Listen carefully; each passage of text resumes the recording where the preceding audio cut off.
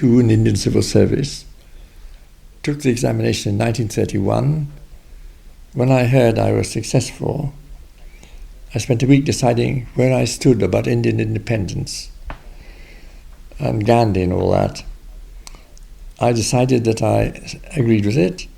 I thought I'd have 10 years of a career and I'd be finished by 1942, and at the age of 30, whatever I would be, 2 or 3, and have to look again for work. And okay, I'd had that experience behind me. I consulted 2 people whom I trusted. Both said the same thing in different words, that you must make your own mind up, which I did. And I wanted to be a cog in the machine leading to independence. I spent a further year, as all Indian civil service people did, what was called a probationary year in England, at one of 4 universities. I went back to Oxford, studying the Indian language of the province you were going to go to, which you were already posted to, Indian law and Indian history, and then went out to India in 1932. Of course, I didn't go to the province whose language I learned. I've never spoken a word of it, in fact, having spent a year learning it. I went to a different place, and from then on... Do you want any more now? Wait, if you can tell me, from then on, you did what? Well, I had been learning Marathi language, which is a language of people near Bombay. Immediately on arrival and reporting in Bombay, I was sent up to Karachi in Sindh, which is a totally different language, an Arabic derivative. And I had to start learning that. I was an assistant district officer in Karachi district for 2 years. I then moved 400 miles north to Sakha district, where there was a great dam across the Indus. I was assistant district officer there for a year. I then transferred into the Indian political service and went further north, up to the northwest frontier, and was there for 10 years, all during the war. And from there, I was taken down, or posted to Delhi, to Wavell, as his deputy private secretary, number 2 private secretary. I went down for one night interview by him and see if he approved, which he did. I came back, packed up, and went down 2 days later to Delhi, started my new life. So in 1946, what was your role then? I was Deputy Private Secretary to Wavell in 46. And Lord Wavell was? Wavell was Viceroy and Governor General of India.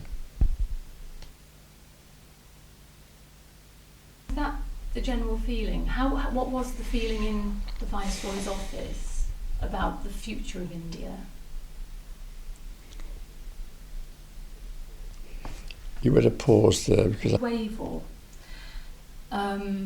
Was the mood one of optimism generally, or of pessimism, or of a desire just to get it all sorted as soon as possible?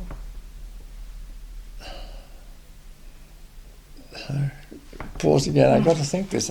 In that last year, in the run-up to independence, and under Lord Wavell, before Lord Mountbatten took over, was there a feeling of hope in the future, of faith in the future? I don't think you can generalise like that about feeling in the Wavell's office, which after all consisted largely of him and his secretaries, and at that time he had no further advisors. He had a military comptroller and 4 EDCs, but that didn't really count in the...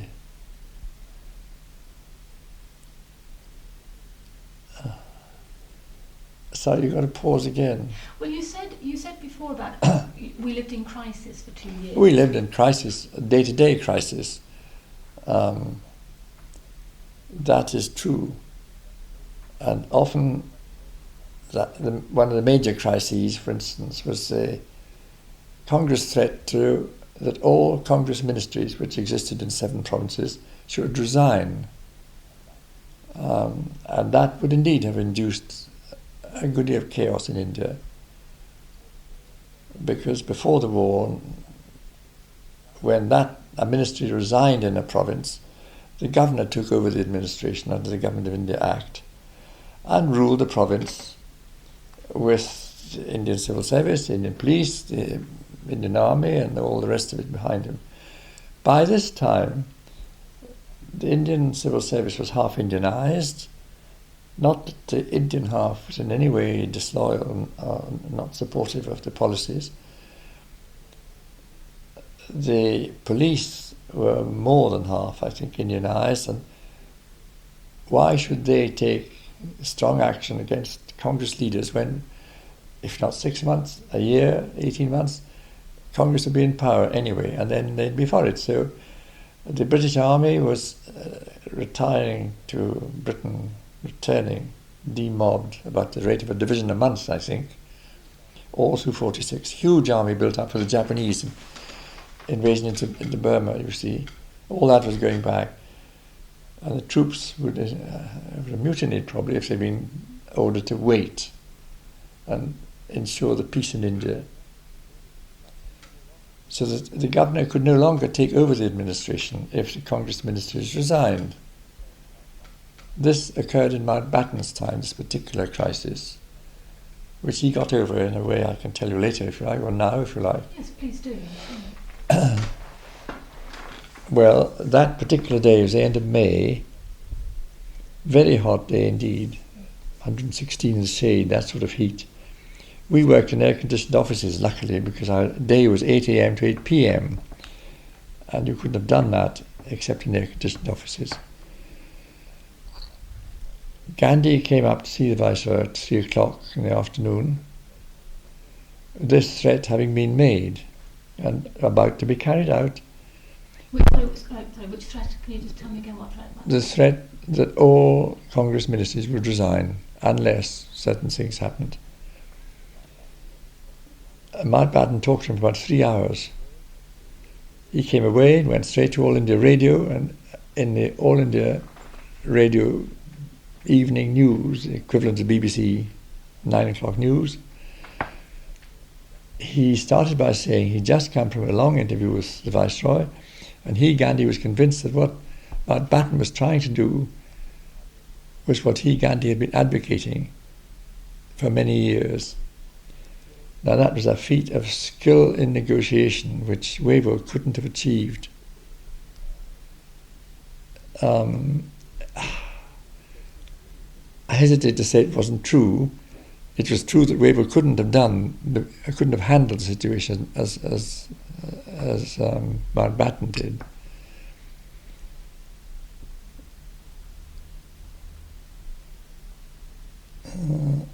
Why not?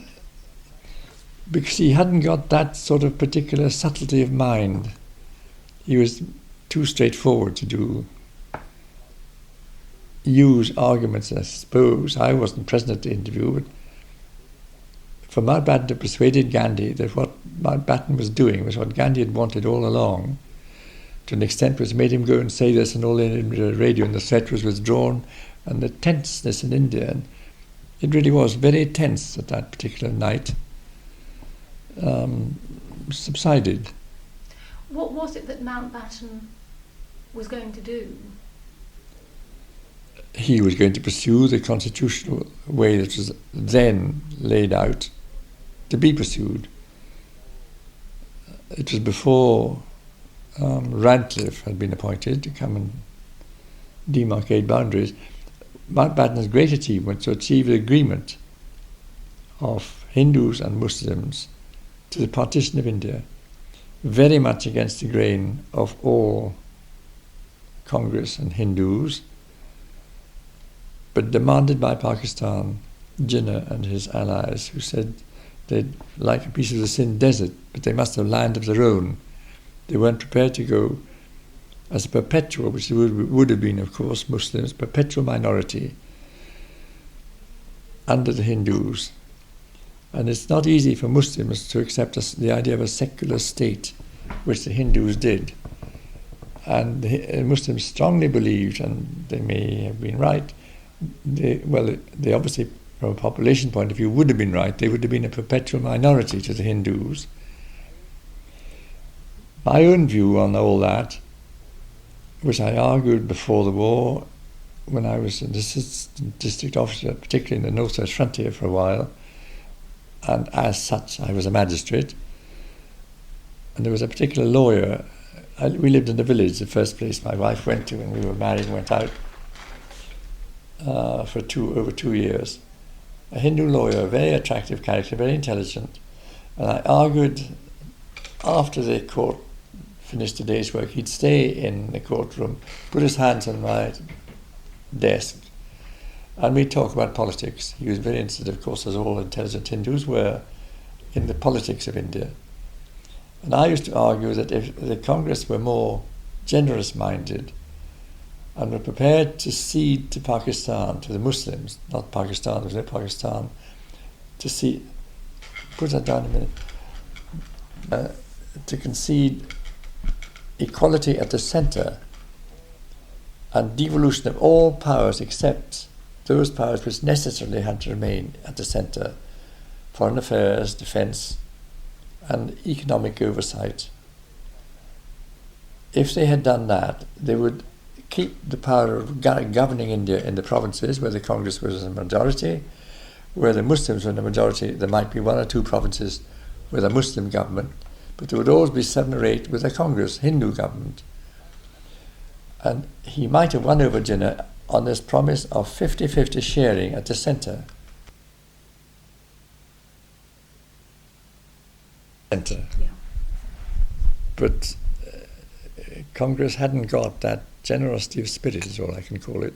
It's not in my view this. Years and years later, within the last 10 years, the only other time I've been back to India was then. I'm chairman of the Indian Civil Service Association, retired in this country, and I thought 8 or 10 years ago it was time that we paid a visit back to India, those of us who wanted to see it again and go to the places where we had lived and worked. So we organised a trip. Got a travel firm to do the mechanics of it, and then we added a week to the programme so that people could go to the province or the place that they lived in. I went back to the northwest frontier with great pleasure and met people I'd known. Pause that. While I was there, I stayed a night with a former student at the college who had been a leader of protest, and indeed the college was closed when I went to it. That he was. No, I wouldn't say it was generally accepted. Mountbatten didn't like Jinnah, didn't get on with him. And Jinnah succeeded partly by always saying no to propositions put to him by Mountbatten, because it didn't satisfy what he wanted, was some land that they could call their own. Pakistan as a word was only invented at the beginning of the war, meaning Punjab, Afghanistan, Kashmir, Istan, the land of. And Jinnah wanted a Pakistan that the Muslims would govern. The Muslims don't believe in a secular state really in their hearts, as is obvious what's going on in the Middle East all the time.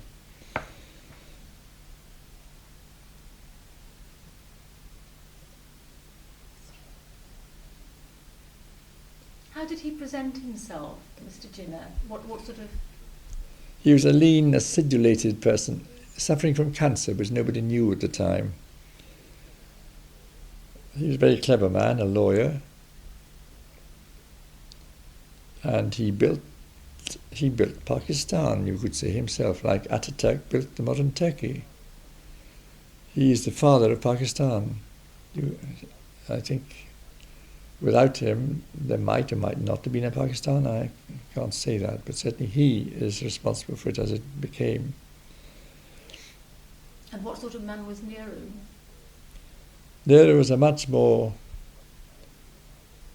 Not that I knew either of them personally much. I have met Nehru just, but Jinnah not even to meet personally. But Nehru was a more fluent and more easy, and became great friends with Mountbatten. and Lady Mountbatten. On that particular point, I don't believe there's anything further to it than admiration and friendship by Nehru. Certainly not during Mountbatten's viceroyalty when I was there. What happened after, I don't know, but I don't believe that there would be anything. And did you ever meet Gandhi? Yes, I met Gandhi. Gandhi, at a round table conference, he stayed with my wife's parents in Oxford for 2 weekends. And he gave a conference at Rhodes House during one of them, open to the university. I went along with about 150 other students and members of the university, and he came in a loincloth to an obviously frigid atmosphere. He didn't make a speech, he sat and answered questions for about an hour and a half. And at the end of the time, he got up to leave, he got a standing ovation. So he carried that audience with him. What sort of year would that have been? That would be, I think, 31.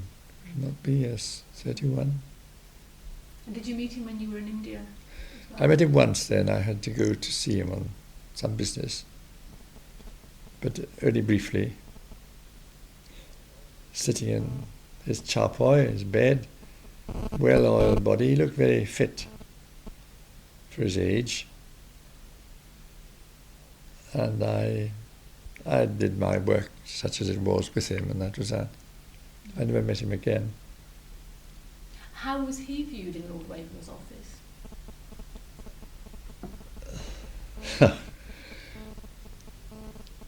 I think Gandhi was viewed by many British people in India as almost an ogre.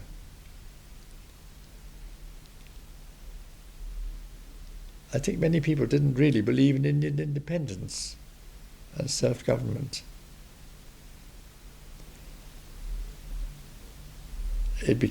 People saw it was becoming inevitable, and it did become inevitable. But I happen just to have believed in it, that it should become so. And Lord Wavell?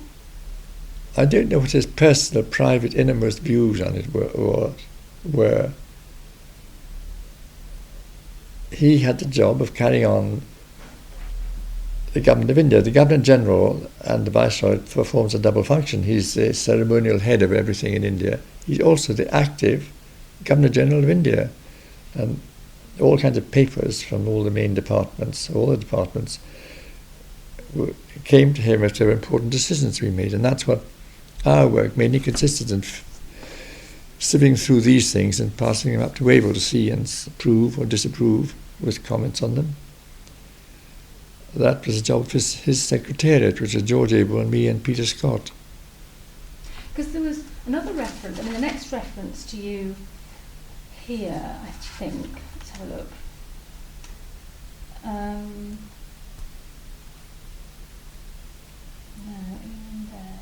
Oh yes, this was October 1946, and this was to do with who was going to, with the whole portfolio, presumably for the government, who was going to take what post.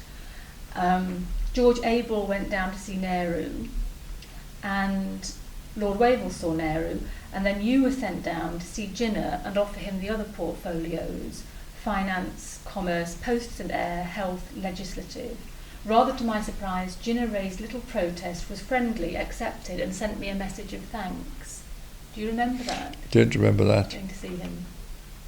I don't remember that at all, in fact. This was getting the coalition government safely in office, really. And then in that same time, in October, there was October, November time, when there was that when you were sent to Bihar? Because there was a point where you were sent to Bihar because of the strife, because of the riots, and you were sent there to find out what was going on. Do you recall? I knew vaguely that, yes, but not in enough detail to give you any sensible answers to anything. Would you have any? Because put that on. The riots, really, I suppose all the riots, the strife, that what was going on in East Bengal, all the murderous attacks. Not in detail, but of course I remember them. Mm.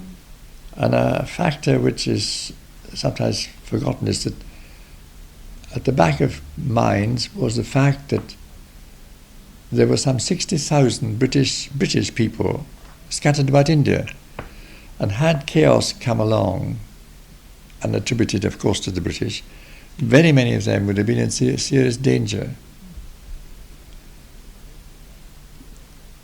I don't say that coloured policy, but it was always there as a consideration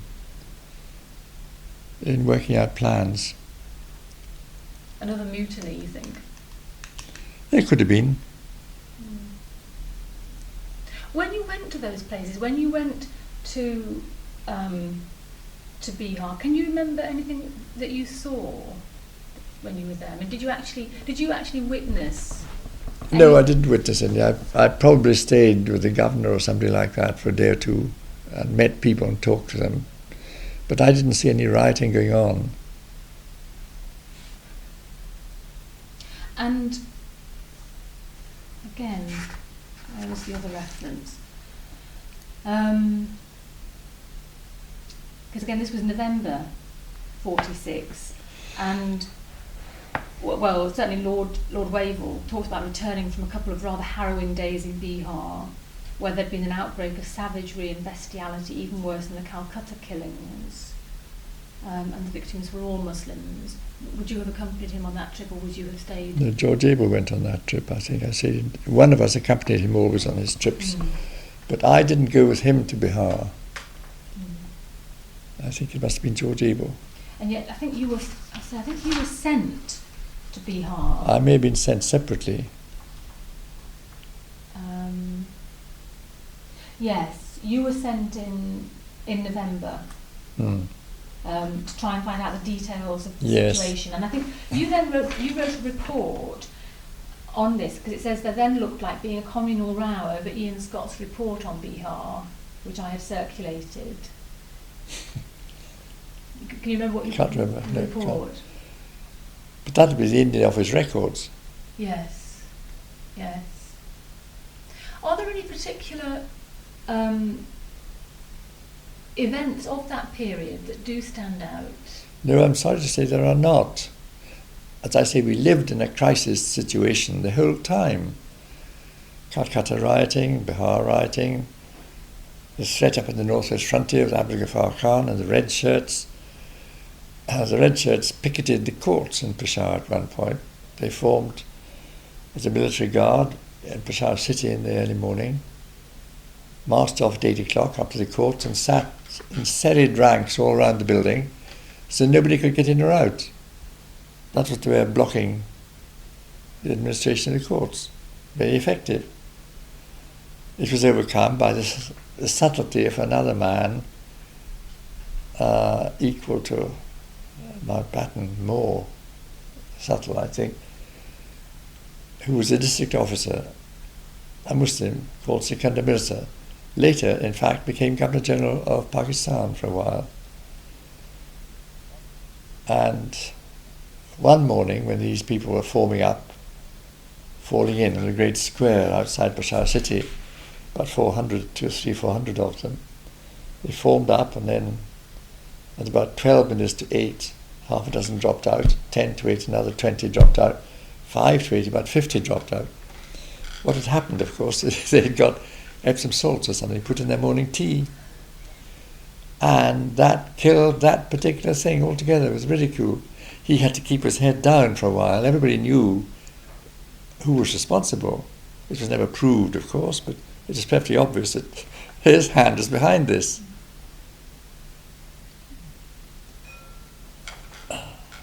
Do you remember Independence Day? Were you in India? I was in Pakistan for that. Tell me, what was that like? I went with Mountbatten to Pakistan on the 14th, because they had their independence then. That passed off very well. Have you read any books about that? No. There's one, I can't remember which one, which says that there was a threat as he drove along with Jinnah, a bombing, which according to this story, Mountbatten was very scared with. Jinnah was not. However, the ceremonies went off. When we walked into, my wife and I went to the big ceremony at the Unfurling of Independence, and she asked me on the way in what was the new national anthem of Pakistan. I said, I don't know, but I would think they're so keen on bagpipes and things they've become, that I wouldn't be surprised if it's something, a Scottish tune. We went in, what should we be greeted with the road to the Isles?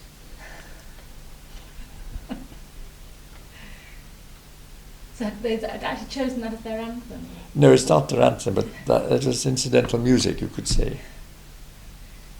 Was it splendidly celebrated in Pakistan? Now, in the rest of Pakistan, that's... and Bengal was then, of course, East Bengal, what became Bangladesh. Bangladesh means the country of the Banglas of Bengalis. It's a simple made-up word. I don't know what went on in the districts, because my life came to an end on the end of 14th of August. The ICS was finished on the 15th.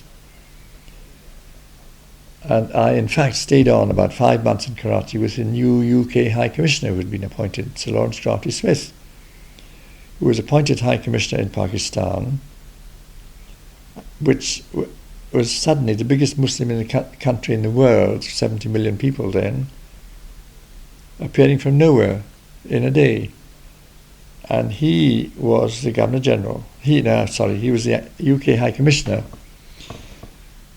He hadn't a chair to sit on, he hadn't an office, hadn't a house, nothing. So he got half a dozen of us from Indian services to stay on and help him set up house, so to speak, in Karachi. I stayed about 5 months, some of the others stayed longer. But I don't know what celebrations, what went on the night of the 14th throughout Pakistan. But where you were, what were the celebrations there? In Karachi. I don't remember about that. I was busy hunting for accommodation for us, of course, too. For my family and me. We had 4 children by then. And what was the general mood, can you remember that, in Pakistan at that time? Oh, it was a euphoric mood. People were very happy to have got their own country. Another thing that annoyed Mountbatten enormously was that his ambition was to become Governor-General, Constitutional Governor-General after August 15th, of both dominions, as they could be called. India agreed, and he stayed on a year. Jinnah would not agree. And we spent, his staff, 2-3 days searching for means of how to persuade Jinnah to accept this. It was futile from the beginning because it was impossible for Jinnah to accept independence and yet keep the same man as the head of the state. This didn't go. But Mountbatten was insistent that we try, and we did try, but to no avail. So was he a disappointed man? He was very disappointed on that, and it's one of the reasons he disliked Jinnah so much. He thwarted him. He thwarted him. That's what happens when you get 2 sets of ambition together, I suppose, isn't it? What was the mood like in Pakistan in those 5 months that you were there? I mean, was it euphoric? Was it? No, well, during those 5 months occurred, of course, the border crossings, the mergers up in the Punjab, and one in Sindh. The office we found for the High Commissioner was in the city.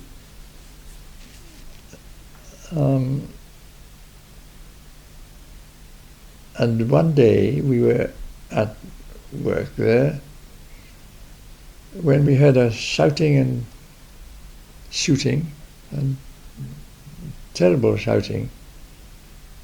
one of the other people in the office and me got up and rushed down the stairs. We were on the first floor. Got to the second step from the bottom, and I turned to him and said, "Donald, what are we doing? We have no authority to do anything now at all but report back to London what's going on." So regretfully we clambered upstairs again and waited for the news. And the news was desperate because the Hindus had been leaving Sindh, which is Karachi, the port of Sindh. A trainload of them every night came down through the night, and in the early morning went straight into the docks alongside and got onto a ship and went to Bombay. Well, this particular day the ship broke down, couldn't leave in the morning, and the Karachi police were faced with the problem of what to do with this trainload of Hindus. They decided the best place for them was to stay in a Hindu temple near the port, which they could walk to, which they did, passed within 100 yards of our office. On the way they were set upon by Muslim mobs, and very many of them were massacred. That's what the noise we heard, that's what took us rushing down. But we could do nothing. We couldn't order the police or stop anything. Whereas before that, it would have been our job to do something about it. That's burnt into my memory. Was that 1947? That was 47. During the 5 months I was in Pakistan after independence, 4.5 months. It must have been, I suppose, in, I don't know, perhaps November, something like that, 47.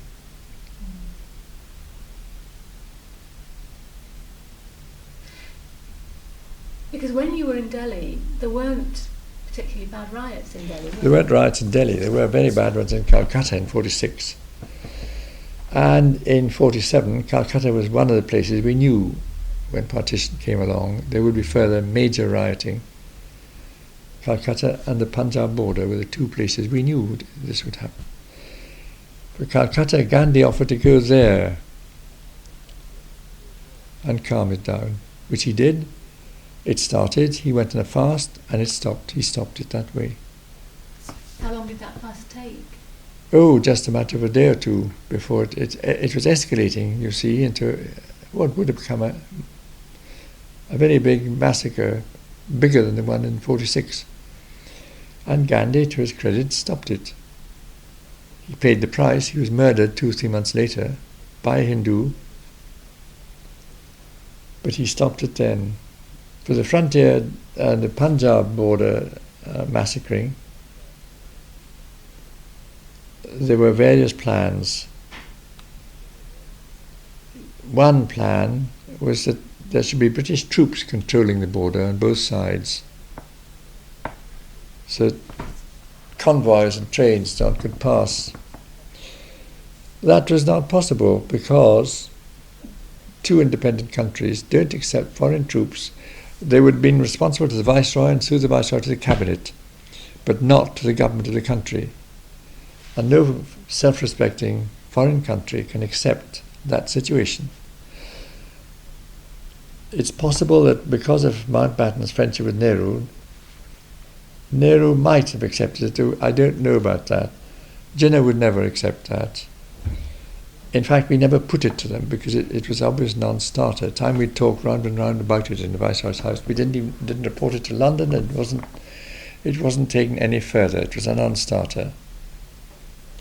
There was what was called a Punjab boundary force, but without power to operate in Pakistan after independence. Not power to operate both sides of the border. And of course the army itself was being torn apart. Hindus into an Indian army, Muslims into a Pakistan army. It would have required, and might have been done, with a considerable force of British troops. But that couldn't be accepted. So for 6 weeks or so, the massacring went on. Trainloads were massacred. I knew a Muslim.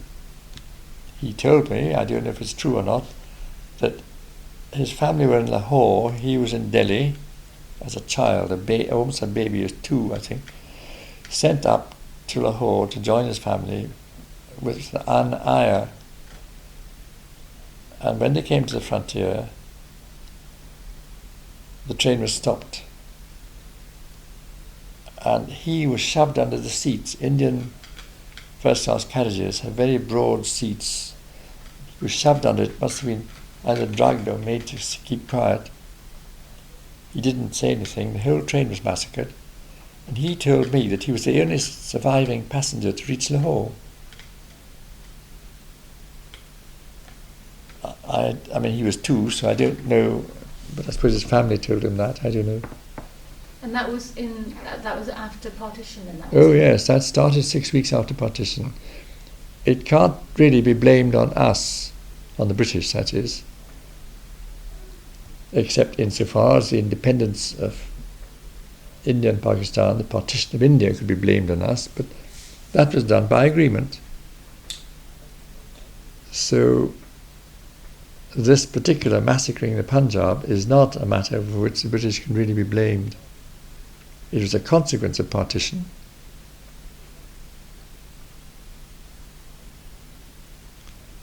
But how do you yourself think partition was handled? The actual dividing, it was handled on a formula of population. The line was drawn whether there was a majority of one or the other. A majority in areas down to, I think it was a tehsil, which is a quarter roughly, or a fifth of a district. You obviously couldn't take it to every village, or you would never get any boundary at all. The problem that arose with that was, it worked in Bengal, it worked in most of the Punjab border from Kashmir down, except in one district, where there had been on the map the boundary coming down from Kashmir, doing a jink to the east into India, as it were, back again and on down. This salient was removed, and this was known to the Pakistanis. It had big consequences because within that salient was the headquarters of a major canal system. From which Pakistan drew a lot of water.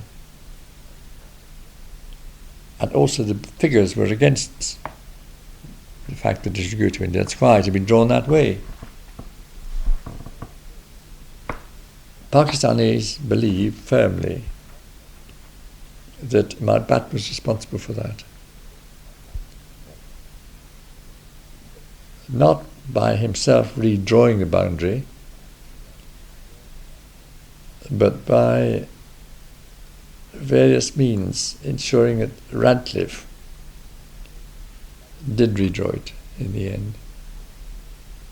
Radcliffe had sent the proposed boundary in a map on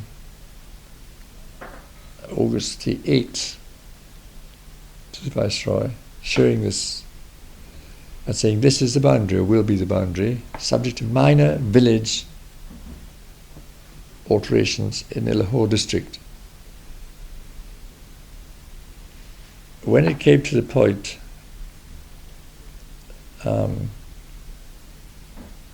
the issuance of the map was delayed, Mountbatten having been pressing for it for some while before to get it out before August 15th. He backpedaled strongly in the week before August the 15th, saying he must delay this till after the announcement of independence, which was done. It was issued finally, I think, on the 17th, something like that. But in the meantime, this salient was removed. There's no proof that he couldn't order, but he asked Radcliffe to change this. But there's much circumstantial evidence that in fact is what occurred. For better or worse? Beg what? For better or worse? Well, that caused immense Muslim ill feeling. Immense ill feeling. Jinnah made a very statesmanlike speech on the Pakistan radio saying this is an appalling thing to have happened, but we undertook that we would accept Radcliffe's boundary, we will accept it. And they did accept the boundary as it was. But they never forgave Mountbatten.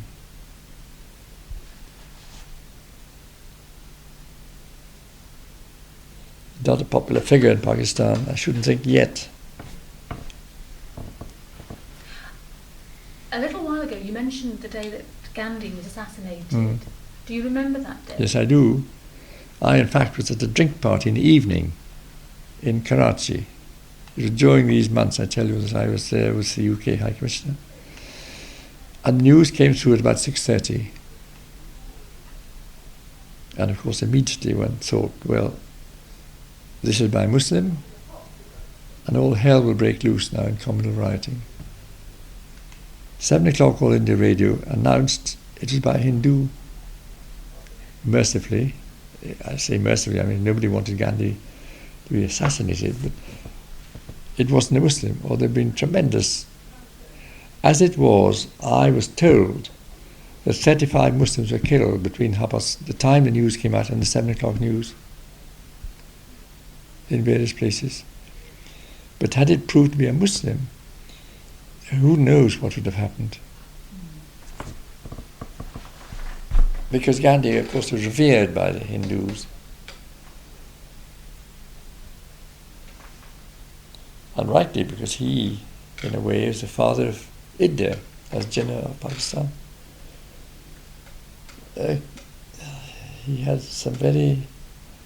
He had a woman called Sarojini Naidu. I don't know if you've ever heard the name. And she had lunch with us one day in Delhi at the garden. One Sunday it must have been, the only day I would be at home. Able to give her lunch anyway. It was just after Gandhi had arrived in Delhi by a special train he travelled with, and 300 people. One of her remarks has made us laugh a lot, which I'm sure has been quoted plenty of times. If that little old man only knew what it cost us to keep him in poverty. I just read that actually in here. Yes. I just read that somewhere in here. Well, she said that in our garden, but I mean many people must have heard her, perhaps said that too. And was that how the British felt about him as well? A certain kind of irony? I never discussed that with the British. There was no time to have sort of evening discussions, have dinner parties and talk, gossip. You get home and finish at 8 o'clock. And I used to ride with Wavell in his time 3 days a week. I couldn't do more. He rode at 6 o'clock, and as we started at 8, I couldn't do more than 3 mornings. He did it every morning. And one of his daughters, Joan, very loyal, got up and rode with him. He had an ADC, of course, and a Sawar, one of his guard, with him.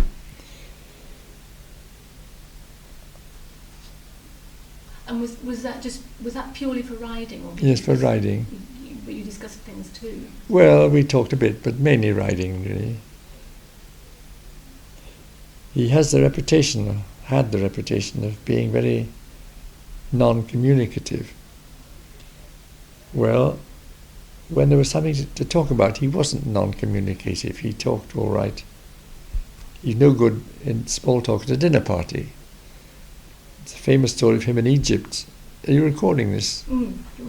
But it's no good for your purposes. Okay. And as they sat to dinner, the woman next to him said brightly, I've just come back from Spain, been on a trip in Spain. And Wavell grunted. All the way through dinner, every course, she talked of this trip in Spain and various aspects of it, getting a grunt or a nod or whatever from Wavell, not a word. At the end, when they got up to leave, the ladies, Wavell said, you did tell me you'd been to Spain, didn't you? He was doing an Italian campaign the next day or next week. His mind was absolutely elsewhere. He wasn't interested in that.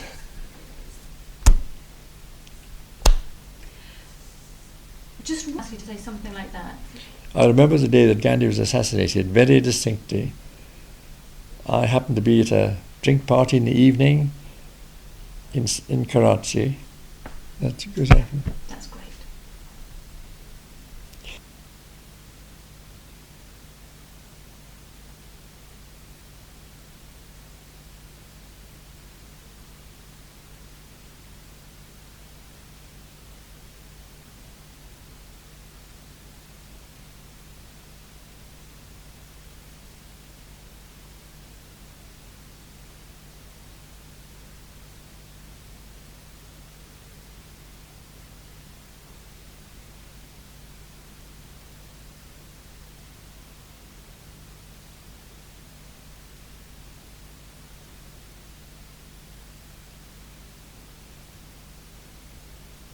Ambition was to become Governor General, Constitutional Governor General after August 15th, of both dominions, as they could be called. India agreed, and he stayed on a year. Jinnah would not agree. And we spent, his staff, 2-3 days